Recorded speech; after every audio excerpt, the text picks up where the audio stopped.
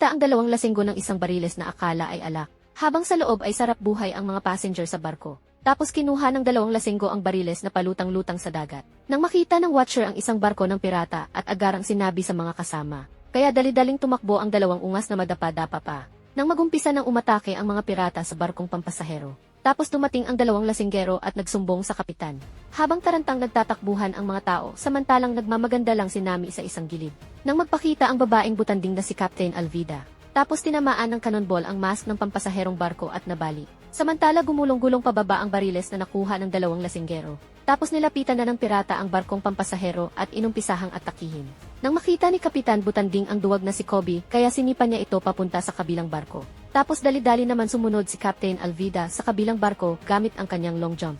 At saka hinarap nito ang mga tao at pinalalabas ang mga mamahaling gamit. Tapos nag-transform si Nami sa pampiratang kasuotan.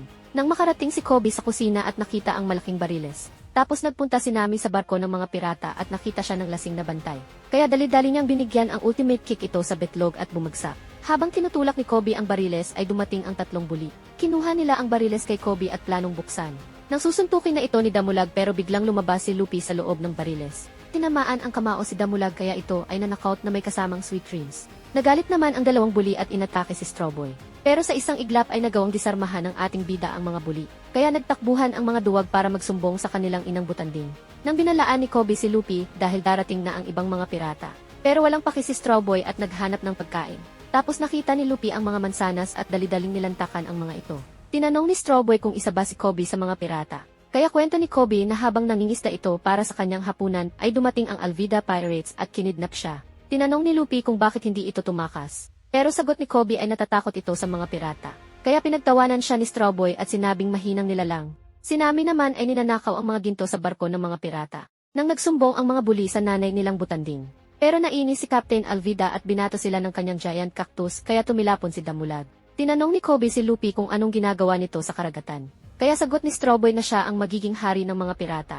Nalaglag ang panga ni Kobe sa sinabi ni Luffy at diniscourage ng duwag si Strawboy dahil napakahirap gawin ng pangarap nito. Pero kinutusan ni Luffy si Kobe at sinabing matagal na niyang pangarap yon at handa niyang tanggapin kung ikamamatay man niya ito. Kaya natauhan si Kobe at sinabi niya ang kanyang pangarap na maging marine. Sabi ni Kobe na magiging marine siya at siya mismo ang huli kay Kapitan Butanding. Nang biglang dumating si Alvida at maihihi naman sa takot si Kobe. Tapos tinanong ng Butanding kung sino ang pinakamagandang nilalang sa karagatan.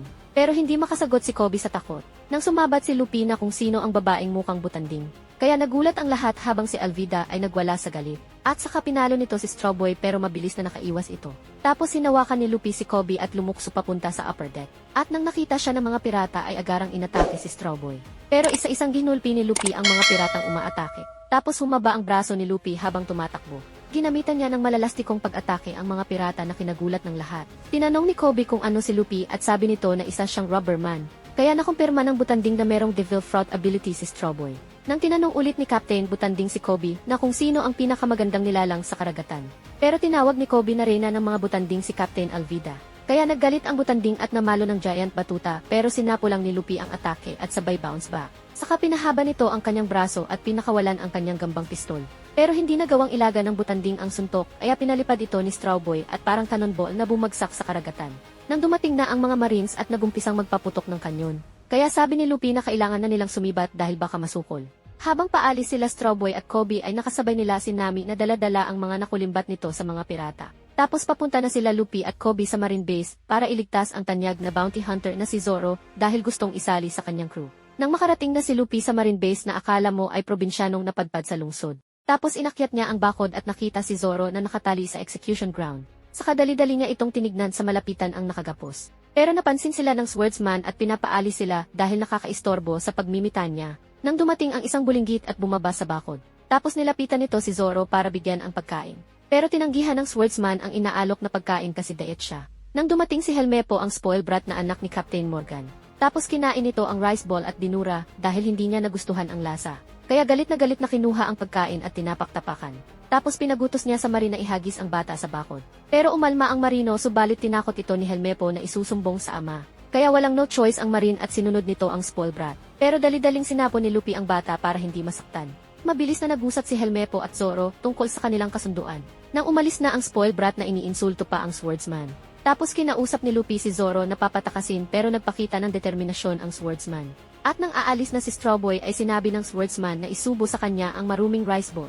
Kaya sinubo ito ni Luffy sa kanya at kinain niya ito kaya inubo pa. Nang binalita ni Luffy sa bata na kinain ni Zoro ang rice ball, ay natuwa ang bata at kinwento kung bakit naparusahan ang swordsman. Sabi ng bata na dumating si Helmepo kasama ang asong gala sa kanilang karinderya. Kaya pinagpapalo ng bata ang aso dahil kinakain ito ang pagkain ng mga customers. Nang biglang inatake siya ng aso at binato ito ng upuan ni Zoro. Pero hindi nagustuhan ng spoiled brat ang ginawa sa aso kaya inatake nito ang swordsman. Subalit mabilis na dinis armahan ni Zoro si Helmepo. Tapos binantaan ng swordsman ang spoiled brat pero sagot ni Helmepo na isusumbong kita kay papalasing pa naman yun. Saka may mangyayari sa mag-ina kung sasaktan raw ang spoiled brat. Kaya naglahad ng kasunduan si Helmepo na 30 days na itatali Zoro si execution ground. At pag nagawa ito ng swordsman ay papalayain niya ito. Dahil walang inuurungan si Zoro ay tinanggap niya ang kasunduan. Nang dumating si Helmepo sa karinderya at humingi ng pinakamahal na alak, tapos sabi na balak nitong madaliin ang pag-execute sa swordsman. Nang mainis si Luffy at tumakbo ito sa kasinapak ang spoiled brat. Kaya mangyak-ngiyak si Helmepo na akala mo ay binubuli. Tapos napagdesisyonan ni Strawboy na ililigtas niya si Zoro. Samantala tumakbo ang spoiled brat sa kanyang papa at nagsumbong na akala mo ay batang inagawa ng lollipop. Habang kinausap ni Strawboy ang swordsman at inaayang sumalis sa kanyang pirate crew. Pero tumanggi si Zoro subalit matigas ang ulo ng ating bida. Tapos umalis na si Luffy para hanapin ang mga espada ng swordsman. Nang makarinig si Strawboy ng ingay sa taas ng gusali at balak makimarites, tinatayo ng mga marines ang giant statue ni Captain Morgan. Tapos ginamit ni Luffy ang kanyang Devil Fruit ability at nagpatalsik sa taas ng gusali at humawak ito sa lubid. Dahil hindi niya nakontrol ang kanyang pagtalsik. Ang lubid ay ang sumusuporta sa estatwa kaya na out of balance ito. Tapos nabali at bumagsak ang estatwa kaya nagkadurog-durog ito. Nang hinawakan ni Luffy si Helmepo at dali-daling tinakbo sa loob ng marine base. Tapos sinumbong ng marine kay Captain Palakol ang tumatakbong si Kobe papunta kay Zoro. Kaya nagalit si Captain Morgan dahil may mga intruders. Tapos tinanong ni Strawboy kung nasaan ang espada ng swordsman.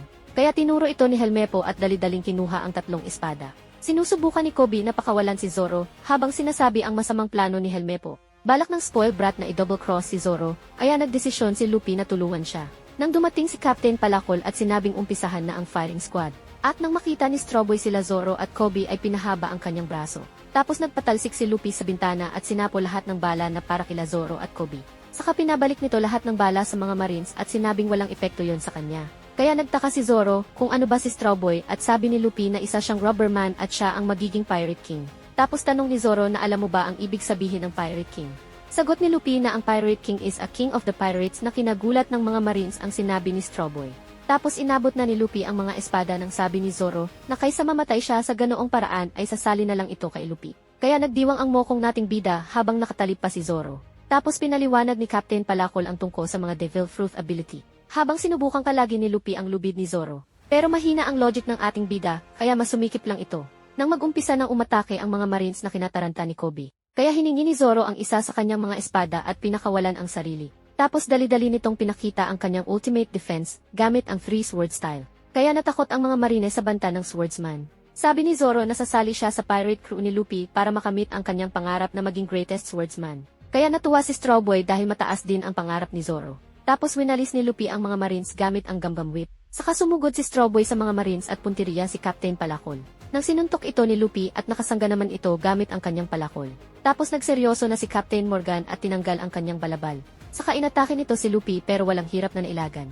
Gumawa ito ng ikalawang pag-atake na humati sa lupa. Pero sinipa naman ito ni Strawboy at talsik ang kapitang may palakol. Muli itong umatake pero maliksi ang ating bida at nakaiwas. Tapos kitang-kita ang kalamangan ni Luffy laban sa tari ni Kapitan Palakol. Nang hinawakan ito ni Strawboy sa damit at pinagsusuntok sa face. Samantala hinostage naman ni Helmepo si Kobe para tumigil si Luffy. Kaya pinahinto ni Zoro si Strawboy para makita ang sitwasyon.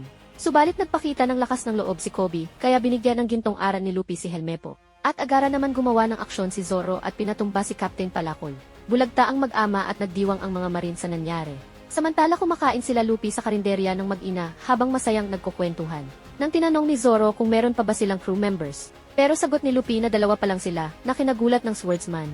Tapos tinanong ni Zoro kung nasaan ang barko nila. Pero nadismaya ang swordsman nang tinuro ni Luffy ang maliit na bangkang nakatali sa pampang. Nang biglang dumating ang Marine Lieutenant at pinapaalis na sila Strawboy. Kaya agarang umalis sila Luffy at nagpaiwan si Kobe. Sabi ni Kobe na gusto niyang sumali sa mga Marines. At nakitaan naman ito ng determinasyon ng Marine Lieutenant at sinali ito bilang Jorboy. Dali-dali naman hinabol ni Kobe ang dalawang kaibigan at nagpaalam. Tapos sumaludo si Kobe at ang mga marine sa dalawa dahil sa ginawang pagliligtas sa kamay ni Captain Palakol. At tuluyan ang nagpaalam ang dalawa at naglayag sa karagatan.